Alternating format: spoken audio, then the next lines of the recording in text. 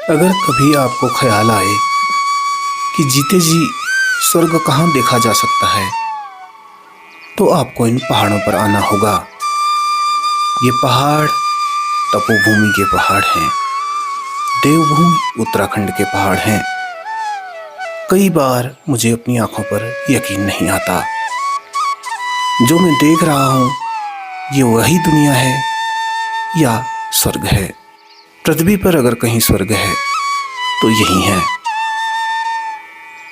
ये पहाड़ हमारी आत्माएं हैं, ये पहाड़ हमारा जीवन है। ये पहाड़ ऊंचे हैं जहाँ पर हमें गहराइयाँ मिलती हैं। ये पहाड़ हमारा सब कुछ है।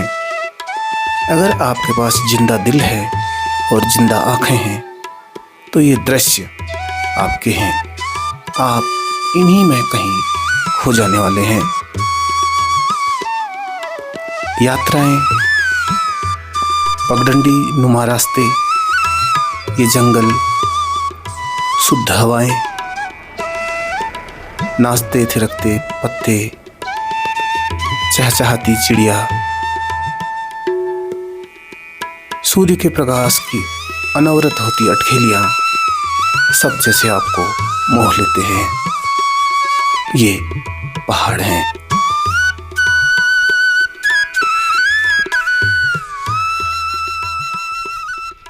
और आज है 27 तारीख, सोमवार का दिन है और आज जागेश्वर में मेला भी है।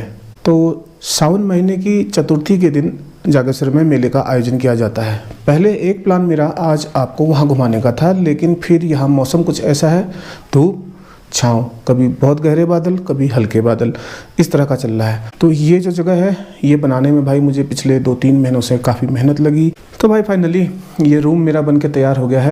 तो ये एक हिसाब से मेरे काम करने की जगह है। सारा IT रिलेटेड वर्क यहीं पे होता है। बाकी इसमें घूमने चले जाते हैं। और रह गई बात इस पेड़ की, अभी यहाँ पे भी देखो कितनी शाइनी लीफ है इसकी, देखो कितनी ग्लॉसी है एकदम। आया मज़ा। और ऐसे ही एक ये बड़ी सी पत्ती आई हुई है। कभी कभी क्या होता है ना, जो बहुत ज़्यादा सोच विचार के काम करते हैं, बहुत बुद्धिमान बनने का प्रयास करते हैं, वो इतनी कॉमन मिस्टेक करते हैं कि वो कॉमन मिस्टेक की वजह से उनका बहुत बड़ा नुकसान हो जाता है। मेरे साथ इस पेड़ में यही हुआ।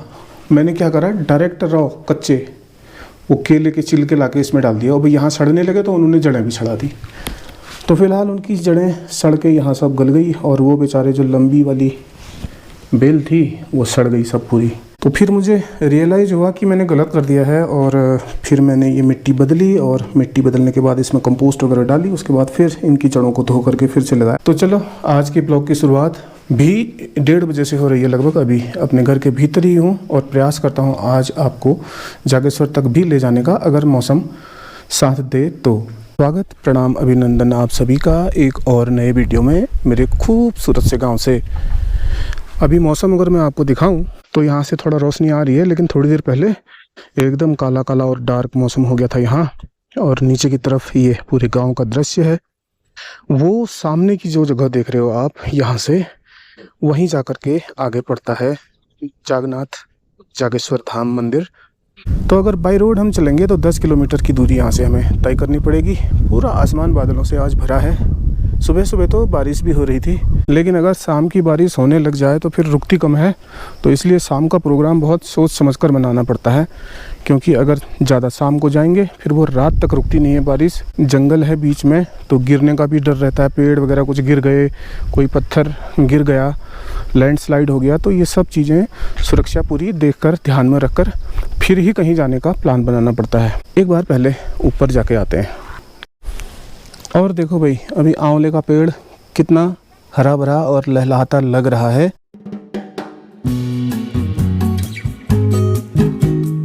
बरसात में देखो इतना बड़ा पत्थर गिर गया था ऊपर से, ये वहाँ कहीं आ गए। तो फिर वो JCB वाला आया और अपनी सूंड से इसे घसीट घसीट करके यहाँ पर रख गया है। हालांकि यहाँ पे कोई दिक्कत तो नहीं है, बहुत किनारे है ये।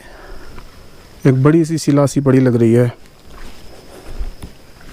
बाइक में यही परेशानी है, अगर कहीं जाओ ना तो भीगने वगैरह का डर रहता है। और वो जो बरसाती आती हैं, तरह तरह के सूट आते हैं, नहीं करते हैं वो काम सही से।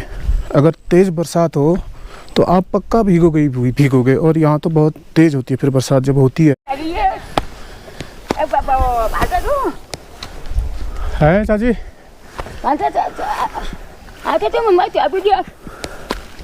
कहाँ जा रहे हो? कहाँ जा रहे हो? पार्थिव पूजा जो वहाँ होनी थी हो गई? खाना खाना तो खाओ फिर। कहाँ वहाँ वो दादी के वहाँ? चलो क्या हाथ आगे को करो, ऐसे करो। ये नाखून कटे हुए तुम्हारे तो। ये दादी के नाखून काट रहा था तो मुझे अपने पिताजी की याद हो आई। अक्सर मैं उनको ऐसी ही धूप में बैठा करके हाथों के और पाँव के नाखून काटा करता था, उस टाइम पर जब वो ऐसा कुछ भी करने में असमर्थ थे।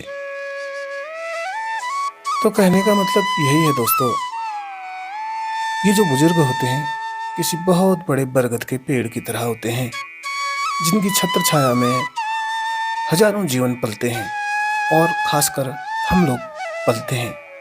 यही हमारी प्रेरणा होते हैं और यही हमारा मार्गदर्शन होते हैं।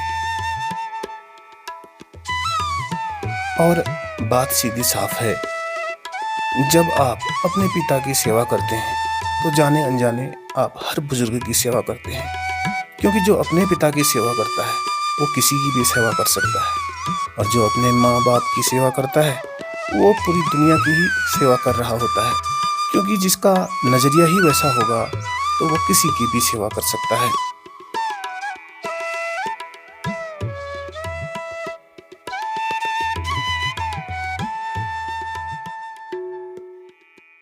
गरज रहे हैं बादल। देखते ही देखते इतनी खतरनाक और मूसलाधार बारिश शुरू हो चुकी है। मंदिर नहीं जाने का मेरा फैसला भाई एकदम सही था, तो नहीं तो मैं भीग जाता। अभी देखो कितनी तेज़ बरसात है, सामने की तरफ तो कुछ दिखाई भी नहीं दे रहा बारिश की वजह से, और ये नीचे की तरफ तो यहाँ छतों में इतना पानी भर चुका है और मजबूर होकर लोगों को प्लास्टिक डालना पड़ रहा है कि छत ना टपके। इतनी तेज़ आजकल बारिश है। भीग भीग के कबूतर बनने में क्या फ़ायदा था, इसलिए नहीं गया। अच्छा ही किया। चलो बारिश का ही मज़ा लेते हैं ऊपर बैठ करके।